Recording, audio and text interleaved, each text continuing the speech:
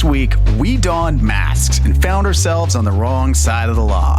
But not because we finally started filming that Batman fanfiction movie we've been writing, but because Michael and Evan finally watched The Town.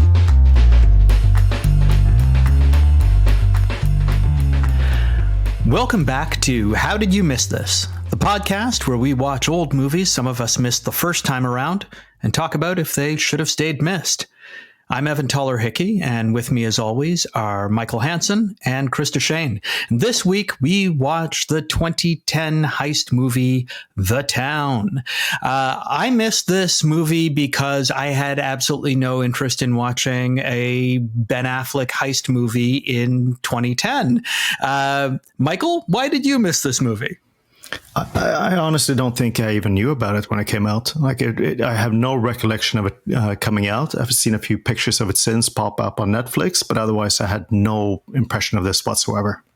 Now, Chris, you picked this movie for us to watch, and you pushed really hard for us to watch this. Really hard. Yeah. So why?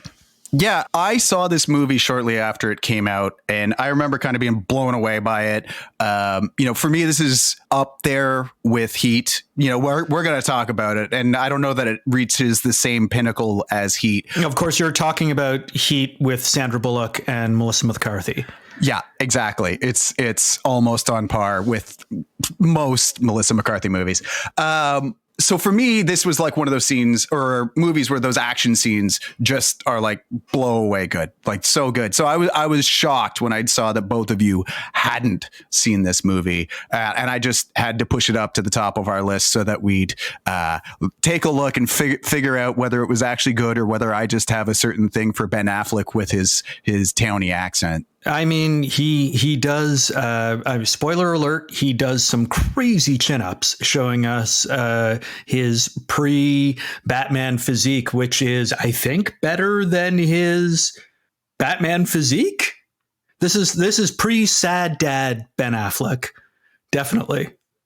Now, aside from the images that I had in my head of people dressed in scary nun suits holding guns, I can't remember anything else around this movie. This was a real sleeper for me. I think once it was out of theaters, I don't think that it even occurred to me to ever go look it up. And I like a heist movie, but this was not on my radar at all. Well, the funny thing about this one is I actually think it's not a heist movie at all. Like it struck me that this is more a movie about relationships and friendships and family, trying to break out of things and kind of like the patterns you're in. And it just happens to be around a heist. So for me as well, like that was another thing that I didn't expect that at all. I thought we were going to watch a long heist similar to Inside Man or something like that. But the heist was like the smaller part of it in a way. Yeah, it's, if we'd call like Heat a crime drama or something like it's in that same kind of vein where you have the mix of like cops and robbers and you're kind of cheering for the bad guys and, whatever we want to call that. But yeah, absolutely.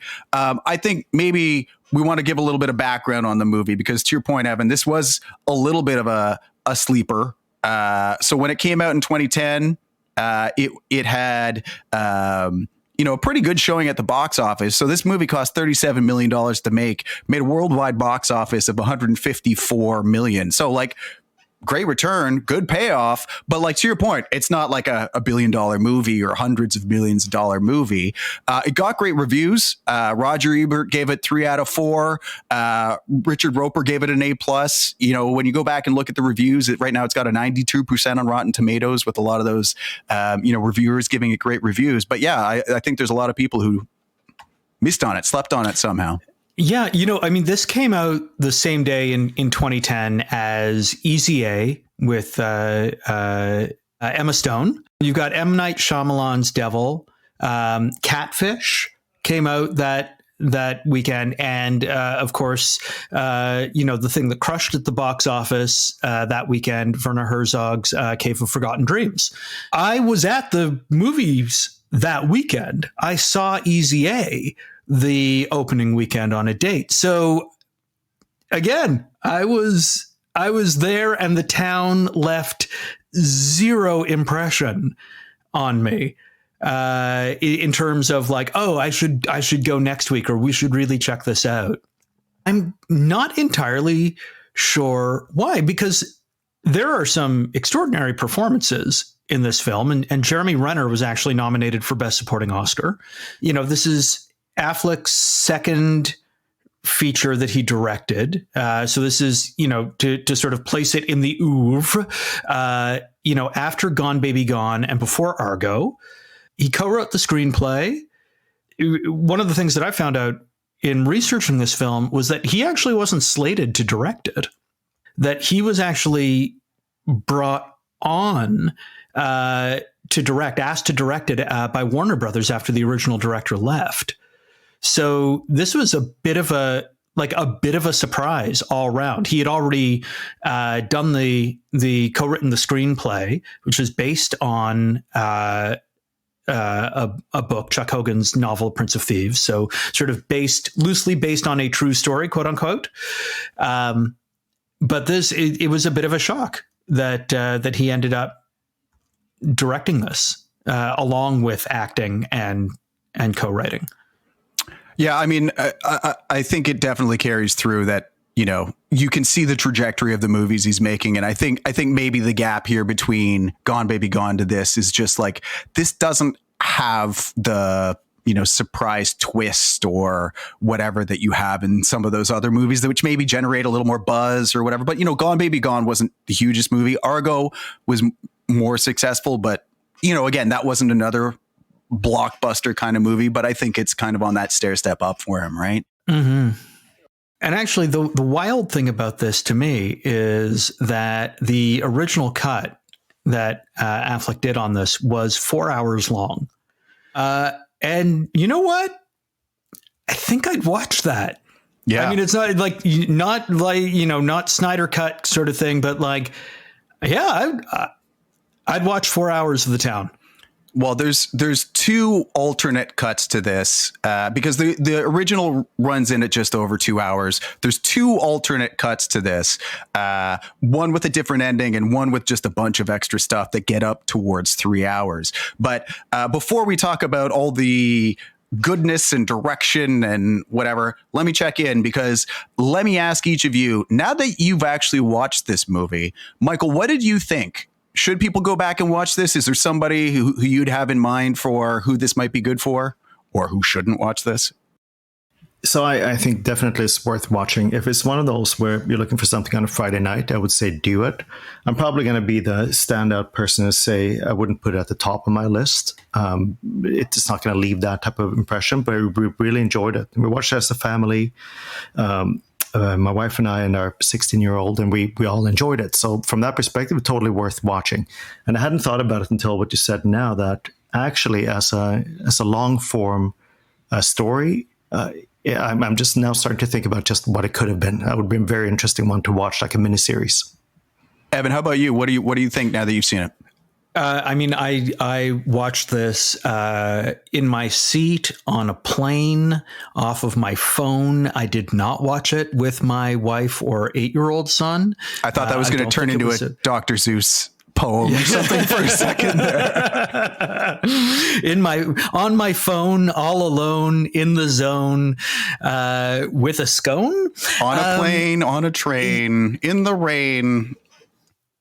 Going insane. I really, really enjoyed this movie. I cannot actually recommend this movie enough to people who like crime dramas, who like heist movies, and to Michael's point, people who like really solid character dramas about people trying to break out of their patterns. And keep getting pulled back in. This is an excellent movie. And I'll just say, you know, I've seen this a number of times. It's a movie I wind up kind of going back to. And, if you're someone who, if you saw Saving Private Ryan on TV, even though you know all the in-between bits, you're like, I'm going to watch the opening battle, or I'm going to watch the ending battle, or same with Heat.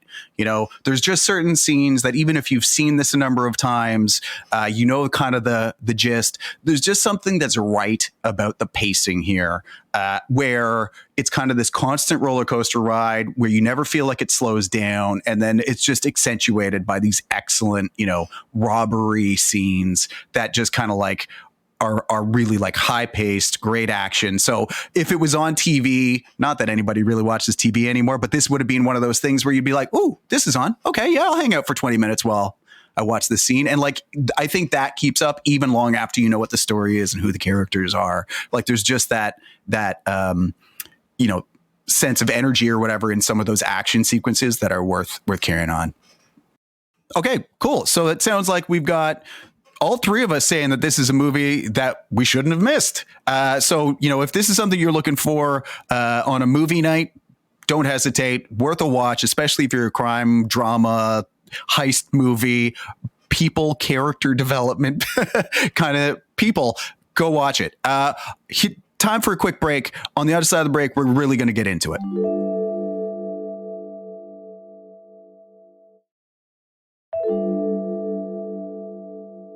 All right, welcome back. So spoilers ahead. We're really going to be digging into the town here. If you haven't seen it yet and you want to go check it out before you listen to the three of us, ramble on about it, stop here, come back and listen to us. If you haven't seen it and you don't mind listening to people talk about a movie that you haven't seen, that's fine. Hang out with us. Hear more. So what is this movie about? The town follows a bunch of bank robbers in Boston. Ben Affleck's character, Doug, is the brains behind the operation, but he's conflicted between leaving this life of crime behind or kind of staying with what he knows and his entire history and all of his friends who were in that life. And as the movie kind of plays out, he's got this conflict between everything he knows and done and turning over a new leaf and leaving crime behind. And as the FBI closes in, people start turning against him, and he's got to make these choices about, does he turn over a new leaf or does he protect the people who are in his life? So let's get into it. Like when we go back and look about what was successful, what was awesome about this movie, what was it that still worked? I thought a lot of this movie still worked. And I have to say right off the get-go, I thought that the setup of the opposing quotes that come up at the very beginning of the feds versus people from the community was a really solid way of setting everything up before we got into it. It was just like, okay, I get where this movie's point of view is. I get where it's coming from. I'm totally in that headspace. Let's get there. Yeah. And we were there. And tying in the whole, like there's a part of the town that has, all these bank robbers and it's passed on from father to the son, definitely ties in with that theme of like, can you escape your past? Now, it is funny when you look it up because, they're like 300 robberies a year, in Boston. But then you actually see the stats and like the state police are like, there was 52 bank robberies in all of Massachusetts in the first half of the year. So, I mean, it may be a little blown out of proportion for the sake of kind of making this case. But like, you're right. It definitely sets the tone for the movie of like, it's like a generational thing. Some of us are candle makers. Some of us make shoes and some of us rob banks, But also the way that they set it up, like you said about the two sides, they actually go out of their way to show that they're really competent people. They're smart at planning the heists. The feds are really good in their sleuthing work. Their investigations are like, they really show them being smart people going after it. So it's really cool that they show both sides like that. And I also think like right from the very start, the fact that they don't spoon feed the story at all. Like they don't kind of say long exposition, here's what's going on. They essentially just drop you right into it, and then little by little they'll give you the clues as you go. Like that's a great part about the movie. Yeah, I thought the pacing in that opening robbery scene was fantastic and actually really shocking. I thought that the way that the edits really start jumping, the pacing really picks up, is incredibly jarring. I thought it was really effective. It's funny, actually, you mentioned that about the editing, because that thing I noticed in the beginning, there's a complex set of scenes where they keep switching perspectives, yet the panning is consistent. Like it's really, really well done, supported by music that's just like there to support a mood.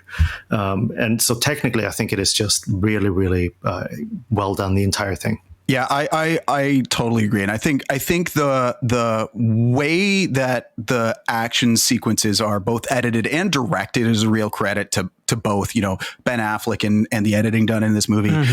Just because you understand everything that's going on, and even if you don't fully, aren't fully, you're like, okay, they're leaving and they're covering their tracks. Okay, you kind of understand everything that's going on, even if there's a shootout going on and there's everybody scrambling, but you're like, they're smart, they're destroying the evidence left behind. And I'll also say the editing and the way it plays out is you basically wind up with one of these set piece action sequences as kind of the opening mark of each of the acts of the movie, right? And so you go on this roller coaster ride and you kind of like have that adrenaline rush, just enough time to come down, have that plot and character development that then leads you into the next big hill, the next robbery sequence in the movie. And every 30-40 minutes there's another one coming, because you always feel that tension starting to build back up towards it before you kind of get back on the ride. And I think that editing and that kind of pacing is really critical to it. I also think one of the things that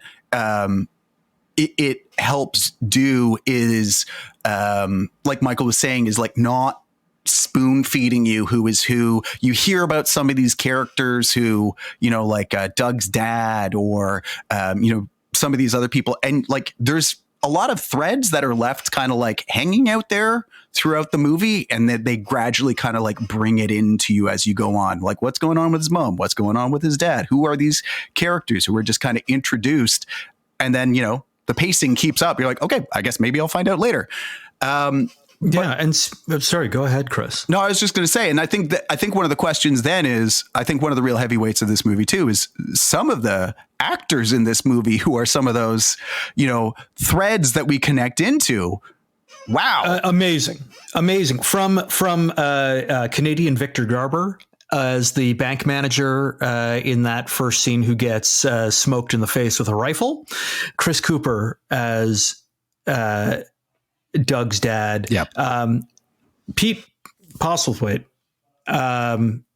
incredible as the florist. Fergie the florist is intimidating. To me, the MVP of this movie. I mean, Renner is great, deserves the best supporting actor nomination, but wow, the florist, incredible, so great. And I'll just say, I mean, I think Chris Cooper and Pete Postlethwaite are both like, they are the perfect people for those characters.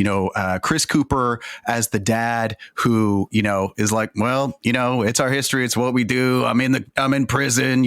He's like that perfect, like, what are you going to do? This is life. This is the way it goes.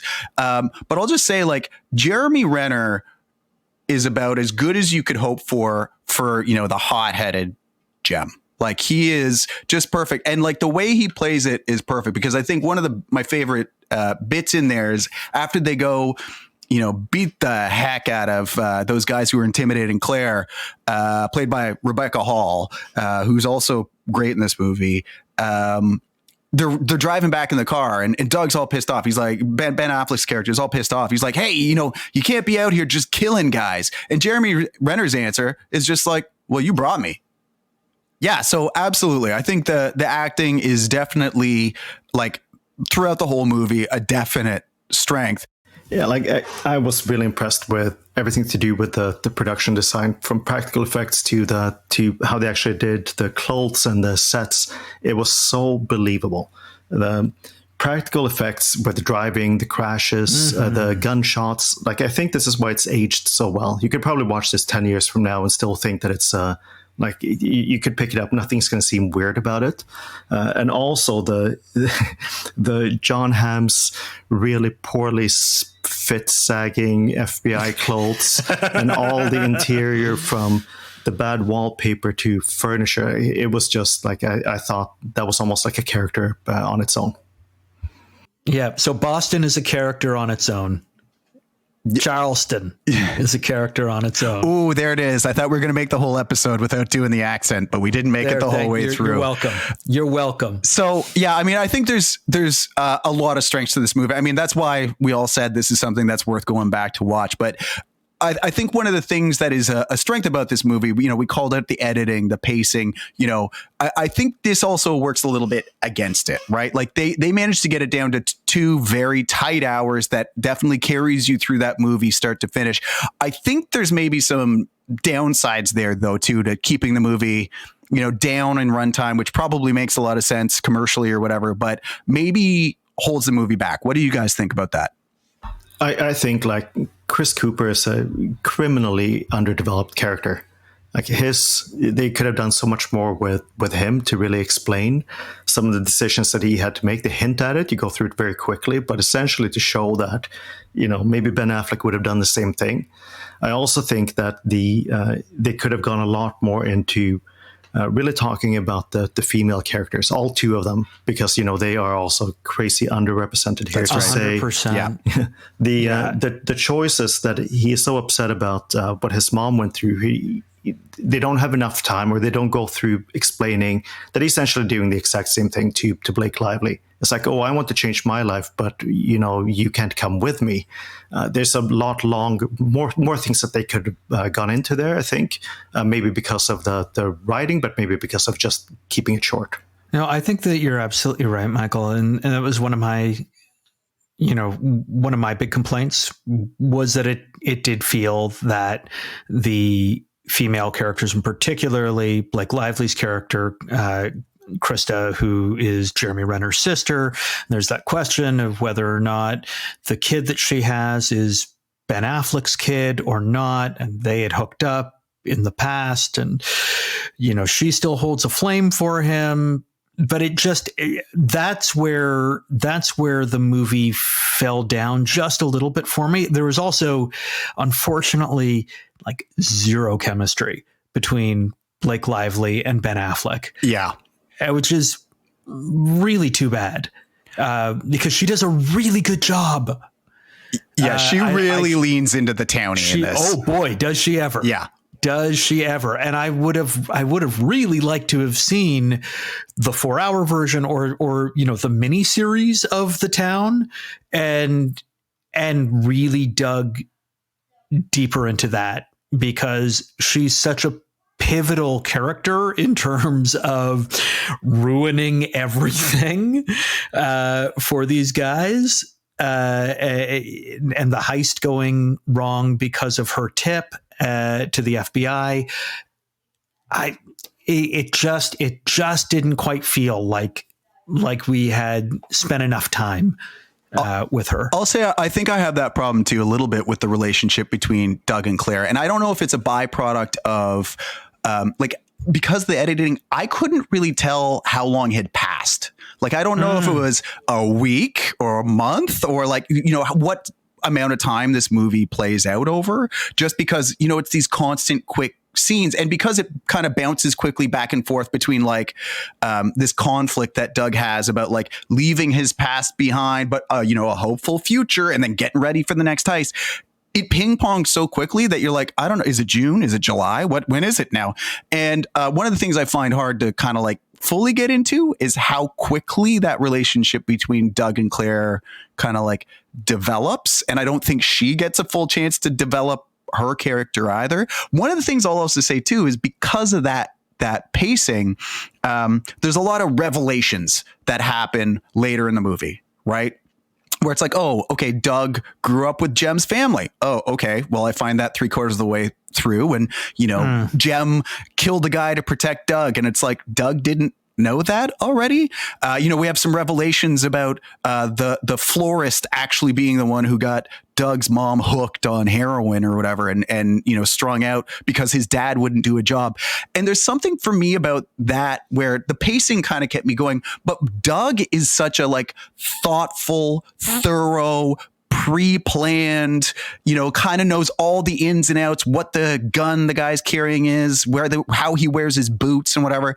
But he doesn't know that these people did these things. So there's a little bit of inconsistency there for me, which I think is, in telling this story quickly, easy to overlook because it moves by so quickly. And it's those revelations help move the plot forward and force Doug into the next action.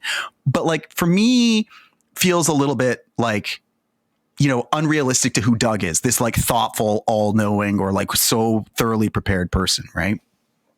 Yeah, I think that it's very rare to say that, God, I wish a movie was longer. This is one of the few times I'll actually say that. Is I agree. I wanted more, so that precisely that the revelations weren't the thing driving it, that it really felt a little bit more organic. Yeah, you really get on and go. I think the big difference between this and The Heat, or not The Heat, that's a basketball team. The Heat starring Sandra Bullock. But Heat is those characters get lived in, and you really get a sense of those characters. So when you're comparing, these movies on the how high up the mountain of crime or heist movies they get. I mean, I think Heat is one of those ones that stands at the pinnacle, not just because it's got those awesome action sequences or whatever, but because you understand who these characters are, why they're doing these things. Where in this one, there's a few more times you're I don't know, but I'm going along for the ride and it's a fun ride. So I think now is a good time for another quick break. And on the other side, let's have a quick chat about our favorite bits of this movie.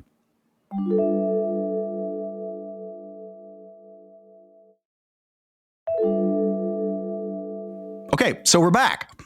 And Michael, first to you. You got two things to pick here. Favorite scene and favorite performance.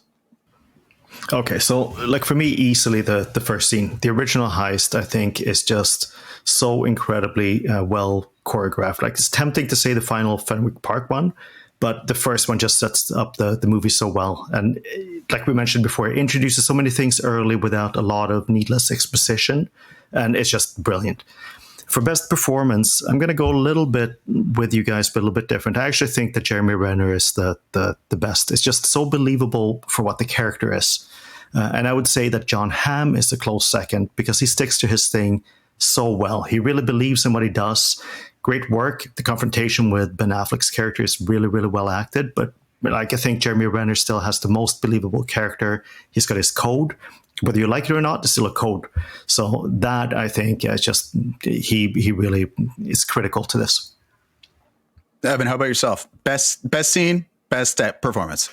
I'm going to say it's actually a quick set of scenes in the middle of the prep for the nun heist. I think is fantastic. I love a good prep for a heist, especially if there's nuns. Especially if there's nuns.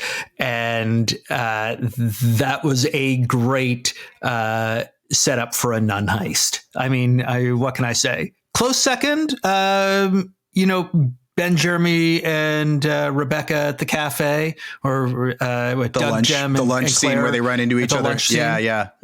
Great. Yeah. Really, really good character piece. Best performance. I mean, gosh, the florist, Pete Postlethwaite. I am a stan for him. He is just great. May he rest in peace. I found John Hamm maybe chewing the scenery just a little bit too hard. Yeah, I agree. In this movie, there's a lot of I'm an FBI guy. Do you have any questions? No. Good. Let's go. And it's whoa, okay. Yeah, it was just a little chewy. But Boy, oh boy, do love that Irish accent and the maliciousness of a florist. Yeah, Absolutely delightful. I think I'm right there with both of you that, for me, I think the Fenway scene has that, the great shootout and whatever. But like for me, it's a bit of a toss up between the first or second heist, right? But I love just that impact that jumping into this movie has, where it's like, all right, the town and there's robberies and, oh, okay, this is, he's telling you about and then it's suddenly like, and he's about to get robbed and you're like, oh, we're into it. So I just felt like the impact of that first scene and like it just sets the tone for the movie so perfectly in that first robbery. For me, this is interesting. We've got 3 different performances. I'd say Chris Cooper, just as, Doug's dad, as Ben Affleck's dad in this movie. There's just something about this build up to meeting him where you hear about him as this like superstar that all these robbers are talking about and how he took the time rather than ratting anybody out, and the way he carried out this job while they saw him, and like he's kind of built up and also built up from this like what's really going on with Doug and his dad and whatever. And so like I think when Chris Cooper sits down for that visitation, like he just like nails that sense of this guy who's keeping all these secrets for good reasons. Right. And like, like Michael said, like if only there was more time for him to be developed, and like, cause he just like, one pitch knocks it out of the park, which was awesome. What about for you guys after watching this movie? Are there things you're still, thinking about or questions that you're wondering? So for me, honestly, could we just agree that these guys are like really bad people? We spend a lot of time building up how they want to change these things, but the way that their whole MO is to terrorize people and to scare them. And this is like traumatizing stuff. So, you just think about like it might look like a small thing, but it really isn't. Like right from the way that they treat the people in the bank to the kids who sees them and the way that they threaten the people inside the cash room. Oh, it's pretty brutal. So that's one of those things that they treat it like, oh, yeah, but these are not good people. I think one of the questions I've got too is just like, where were the helicopters? I mean, there's like gun battles going through all of downtown Boston, and it's like, yeah. You know what? They worded the budget. Yeah, exactly. That's where the helicopters were. Yeah. The helicopters didn't make the cut. I mean, the thing that 2 things, maybe 3, sort of stuck with me. One, the word authenticious, delightful. One of my favorite delivered lines in the whole movie, just trying to keep things authenticious. The melancholy of the film really stuck with me. And, at one point I jotted down a note and I was like, oh man, was everything circa like 2010 shot with that like blue filter, and this is a movie where it kind of works. In giving that kind of steeliness to it. It's not a warm movie. It's not about nice people. But just the whole, especially with that ending. And Chris, you said that there was an alternate ending. I'm very curious to know what that alternate ending is, because the melancholy of the ending really stuck with me. Yeah, so there's 2 alternate versions. One has extra stuff, but fundamentally the same ending. There's just a little bit more content there about Doug escaping, whatever. But so that's the extended version. The alternate version is both extended, but at the end, instead of Doug getting away and going off to Florida and leaving his proceeds behind, because you can't really turn over a new leaf if you take the crime money with you.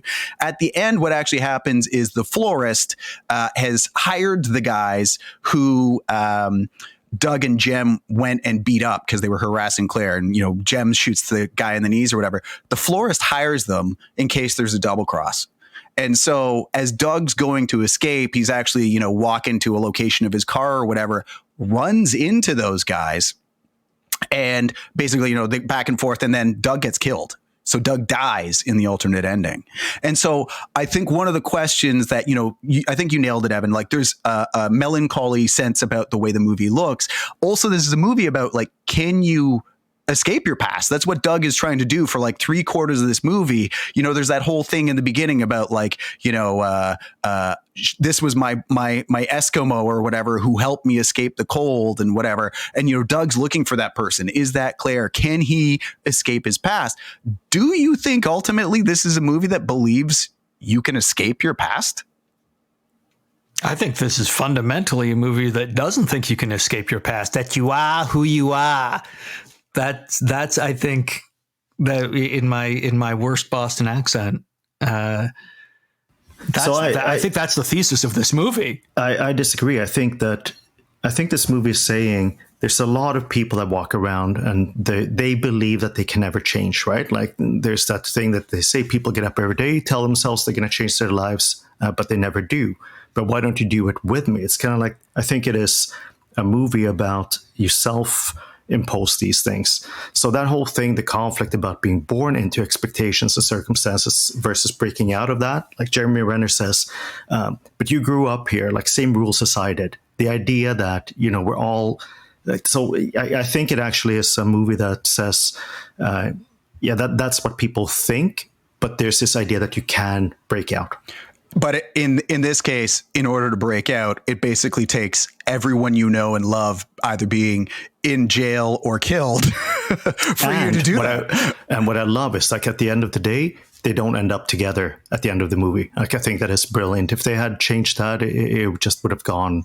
It would have ruined everything.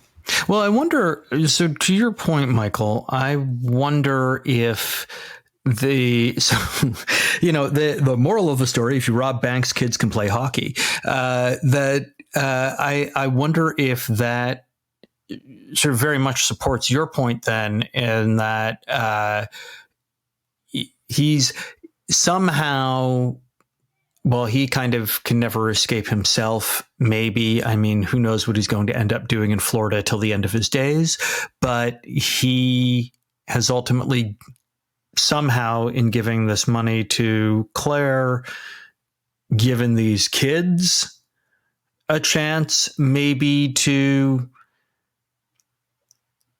get out, to do something. Get those chances he never did. Yeah. Well, but although, you know, he did go pro and then just, you know. Yeah, or he whiffed on for himself. Yeah, exactly. I mean, so, I think it's instructive to say that, yeah, you probably can if you just leave everything behind. And that's probably, to Michael's point, you know, a little bit of a high bar to clear for most of us, right? Mm-hmm. Now, speaking of endings, I think that's probably a good place to wrap up. All right. Well, that was The Town. And if you found that helpful, then do us a favor. Go rate, subscribe, review, do whatever clicky thing you can do on whatever platform you're listening on. It helps us out. And we're going to be back next week with another episode. We'll see you then.